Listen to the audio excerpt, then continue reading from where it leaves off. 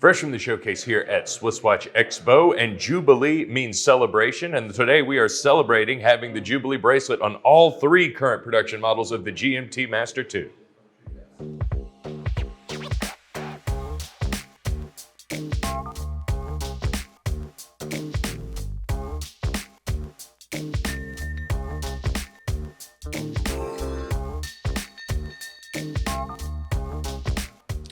The Jubilee bracelet, one of Rolex's iconic designs. I would argue their most iconic bracelet, although some people may disagree. It's been available in a variety of models all across the board. If you know even a little bit about Rolex or have seriously considered shopping for one, you've probably heard these bracelets used. This is probably very redundant information for some people who follow the channel very closely, but we are lucky enough to have all three current production models of the GMT Master II with the newest iteration of their Jubilee bracelet. And I wanted to take this opportunity to go over a little bit of what we know about the history of the Jubilee bracelet and what makes these three pieces so incredible.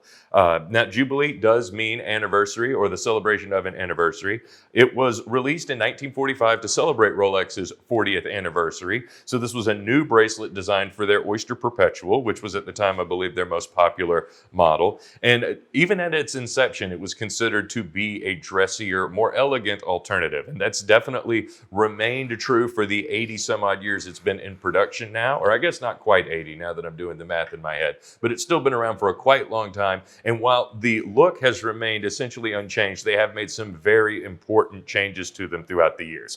But the basic design does have a 5-link structure. I'll start with this beautiful Pepsi bezel model we have here. And the one thing that I believe has remained consistent throughout the beginning is that you are going to have a 5-link structure with 3 smaller center links in the middle, which will be high polished, 2 more robust outer links with a brushed finish. So this can give it, while a very elegant and sort of fine jewelry type of approach, this is still pretty versatile. This isn't an exclusively high polished bracelet or something that would look so fancy that it cannot be dressed down, because spoiler alert, later on, Rolex was going to start introducing this into their sport models as well. And this design works so great on these, as you can obviously tell. Now, people who've shopped for Rolexes with Jubilee bracelets will know that the older ones did tend to be a little less durable than their Oyster counterparts. And that was why for the longest time, they were not available on the sport models. The center links were made out of hollow loops, and the outer ones were folded for the longest time.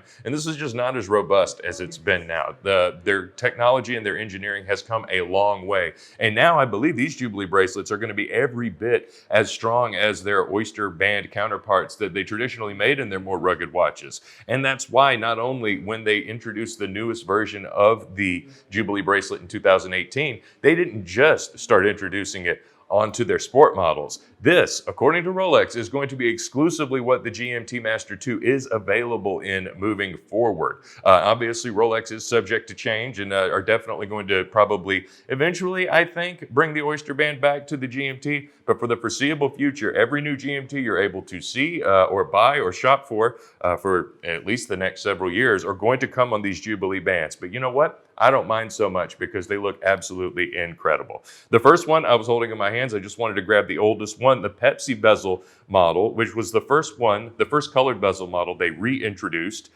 in the ceramic version when they upgraded the bezel here. And it's one of the most iconic looking ones, and it's the one that's been around for the longest out of all these 3 sort of soda pop nicknamed bezel combinations that we have here. It's called Pepsi, of course, because it's red and blue, which is the same color as their logo. Definitely the brightest color available of all 3, because while you do have the black dial, and I do love the contrast that gives you from this bezel, this has definitely been the most colorful option in their offering, because every other one they've made has had some sort of black on the bezel, which just, tends to give it a much darker look. But of course, the one thing that links all these is going to be the bracelet. So again, much more robust than the ones from vintage Oyster Perpetuals and date just past.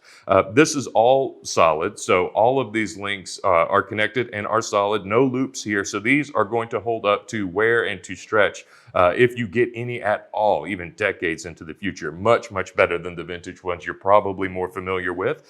And one thing that they brought back, and you can tell this is much more robust, is the Oyster clasp.